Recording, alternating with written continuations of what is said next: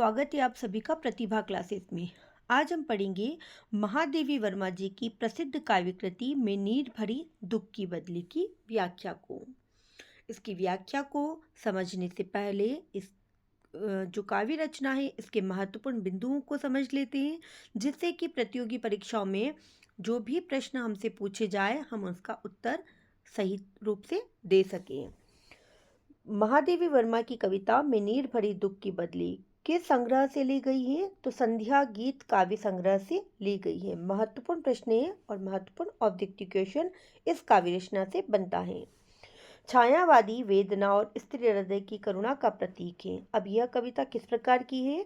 तो यह कविता छायावादी वेदना और स्त्री हृदय की करुणा का प्रतीक भी मानी जाती है। इसमें वे स्वयं को आंसू या नीर से भरी दुख की बदली के समान बताती हैं, जो समाज की दुखी नारी का प्रतिनिधित्व करती हैं। यह कविता वेदना, प्रेम, विरह, आशा के भाव से मिश्रित है, जो अंततः जीवन के प्रति समर्पण भाव को दर्शाती हैं।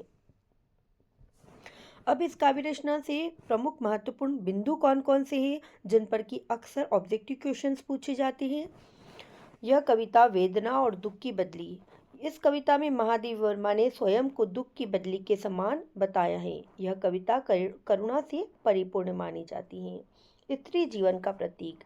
यह कविता सिर्फ कवित्री का ही नहीं बल्कि संपूर्ण समाज की दुखी और पीड़ित नारी की करुणा को भी दर्शाती है। इस कविता में किन भावों को दिया है?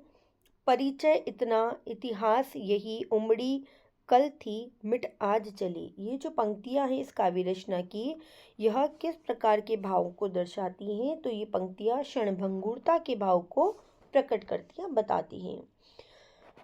विरह में सुख की अनुभूति। वे कहती है कि उनके आंसुओं से घायल विश्व हंसता है, जो विरह में भी प्रेम की जीवंतता को दर्शाता है। अब अगला और महत्वपूर्ण प्रश्न है, किस काव्य रचना के कारण महादेवी वर्मा को आधुनिक मीरा के रूप में जाना जाता है? तो यही काव्य रचना है में नीर भरी दुख की बदली काव्य रचना के कारण महादेवी वर्मा को आधुनिक मीरा के नाम से भी जाना जाता है। यही महत्वपूर्ण प्रश्न इस काव्य रचना से बनते हैं। आइए हम इस काव्य रचना की व्याख्या को समझ लेते हैं। स्पंदन में चीर निस्पंदन बसा, क्रंदन में आहत विश्व हंसा, नयनों में दीपक से जलते, पलकों में निर्झरणी मचली। अब स्पंदन का अर्थ होता है बच्चों गति, और निस्पंदन का अर्थ होता है शांत अवस्था। अब यहाँ हमने विरोधाभास अलंकार को तो प्रथम पंक्ति में जाना है। क्रंदन का अर्थ होता है रोना। आहत विश्व हंसा, आहत का अर्थ होता है दुखी, विश्व हंसा। नयनों में दीपक से जलते। अब इसकी व्याख्या को समझ लेते हैं। स्पंदन में चीर निस्पंदन बसा। अब यहाँ महादेवी वर्मा ने स्वयं के जीवन को कैसा बताया है? बहुत गतिशील है। मेरा जीवन कैसा है? गतिशील है। लेकिन किस प्रकार का गतिशील है? एक शांत भाव वाला गतिशील है। अर्थात कि उनके जो प्रियतम है उन्हें छोड़कर कहीं चले गए हैं और उन्हीं के वियोग में उन्होंने इस काव्य रचना को लिखा है, ऐसा यहाँ प्रतीत होता है। तो उन्होंने कहा है कि मेरा जीवन प्रत्येक दैनिक दिनचर्या के कारण तो एक गतिशील माना जाएगा, लेकिन उसमें क्या है? ठहराव है, उसमें शांत अवस्था है। क्रंदन में आहत विश्वसा, और उनका मन कैसा है? भीतर ही भीतर उनके प्रिय वियोग के कारण मेरा मन अंदर से क्या कर रहा है? रो रहा है। लेकिन उन्हें ऐसा प्रतीत होता है कि इस रोने में भी जो विश्व है वह क्या कर रहा है? वह एक प्रसन्नता का अनुभव कर रहा है। नैनों में दीपक से जलते। अब उनके नेत्र कैसे हैं? दीपक के समान। जिस प्रकार की दीपक है स्वयं जलकर और दूसरों को प्रकाशित करता है, उसी प्रकार उनके नेत्र भी कैसे हैं? दीपक के समान हैं। और पलकों में निर्झरणी मचली। निर्झरणी का अर्थ होता है निरंतर वर्षा होना या वर्षा की झड़ी लगना। तो उनकी पलकों से जो आंसू हैं वो कैसे हैं? एकदम निर्झरणी, मतलब कि झरने के समान निरंतर उनकी पलकों से आंसू निकल रहे हैं, बह रहे हैं। किसके कारण? प्रिय वियोग में। अब इन अर्थों को हम पंक्तिबद्ध रूप से समझ लेते हैं। कवित्री कहती है कि कंपन में भी चिर शांति निवास करती है। कंपन में भी क्या हो रहा है, स्पंदन मतलब गति में भी कभी कभी हमें ऐसा लगता है कि बहुत शांति निवास करती हैं। रुदन के बाद भी दुखी मन, हमारा मन कैसा है, दुखी है, पर जब हम रो लेते हैं तो हमारा मन कैसा हो जाता है, हल्का हो जाता है। रुदन के बाद भी दुखी मन क्या कर रहा है, प्रसन्नता का अनुभव कर रहा है, महसूस कर रहा है। आंखों में दीपक के समान वेदना की भावना क्या हो रही है, प्रज्वलित हो रही है, जिस कारण आंसू झरने के समान गिरते रहते हैं। कवित्री के कहने का भाव है कि वियोग की दशा में मानसिक व्यथा आंसू बनकर जब गिरती है तो मन को एक विशेष शांति अनुभव होती है। निश्चित रूप से आपको इन पंक्तियों की व्याख्या को समझ में आया होगा और आपने इन पंक्तियों की व्याख्या को अच्छे से समझा होगा। इसी व्याख्या को हमने पंक्तिबद्ध रूप से यहाँ भी समझाने का प्रयास किया है, जिससे कि आपको एक एक पंक्ति की व्याख्या बहुत ही अच्छे से समझ में आ सके और प्रतियोगी परीक्षाओं में या किसी भी प्रकार की परीक्षा में इसका उत्तर ठीक प्रकार से लिख सके।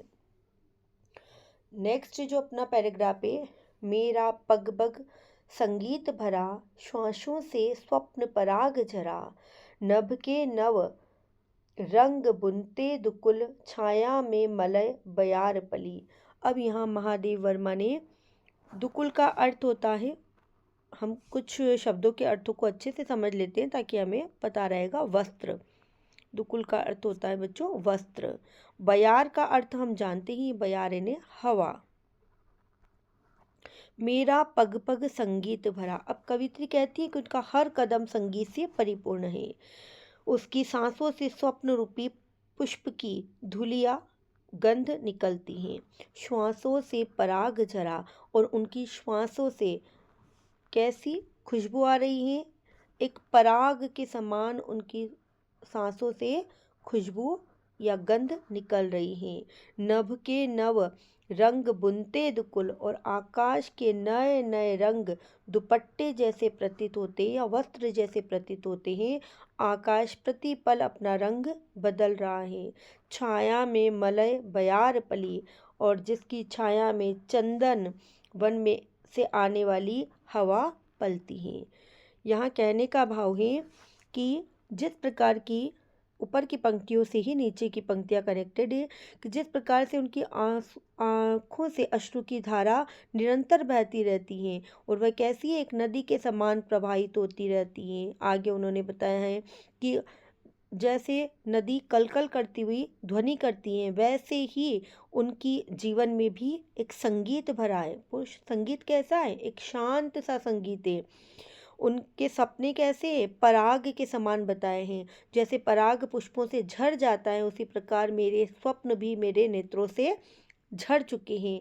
नभ के नव रंग बुनते दुकुल, और जिस प्रकार आकाश प्रतिपल अपना रूप बदल रहा है उसी प्रकार मेरे जो स्वयं के स्वप्न हैं वो भी अब क्या हो रहे हैं, धीरे धीरे बदल रहे हैं। छाया में मलय बयार पली, और जो कह सकते हैं गतिशील अवस्था थी, या जो अब मुझे शीतलता अनुभव हो रही है, जो छाया अनुभव हो रही है, वो कैसी है, उससे एक चंदन की खुशबू देने वाली हवा उसमें बहती हो। अब मतलब जैसे उनका मन पूरी तरह से हल्का हो चुका है, अब उन्हें सुख और दुख दोनों ही उन्होंने संभाव से ग्रहण किए। अब उन्हें आगे किसी और चीज़ का कोई फर्क नहीं पड़ता। इसकी ही व्याख्या को हमने नीचे विस्तृत रूप से लिखा है। कवित्री का कहना है कि वेदना की दशा में हर कदम संगीतमय हो गया है। उनकी सांसों से कल्पना रूपी पुष्प की धूली झड़ती सी हुई प्रतीत होती है, तो आकाश उसके दुपट्टे के समान नए नए रंग उपस्थित कर रहा है। कवित्री का कहने का भाव है कि अपने प्रियतम से मिलने के लिए इस प्रकार सधज जाना चाहती हैं कि उनका प्रियतम सहजता से उन्हें स्वीकार कर ले। इस प्रकार मिलन के व्यग्रता के कारण कवित्री के मन में तरह तरह के भाव उत्पन्न हो रहे हैं। तो आपको इन पंक्तियों की व्याख्या भी अच्छे से समझ में आई होगी। यदि बच्चों आप लोगों को ये व्याख्या अच्छे से समझ में आ रही है तो आप कमेंट बॉक्स में जाकर कमेंट जरूर करना। और अब तक आपने चैनल को यदि सब्सक्राइब नहीं किया है तो चैनल को लाइक शेयर और सब्सक्राइब जरूर करना। धन्यवाद।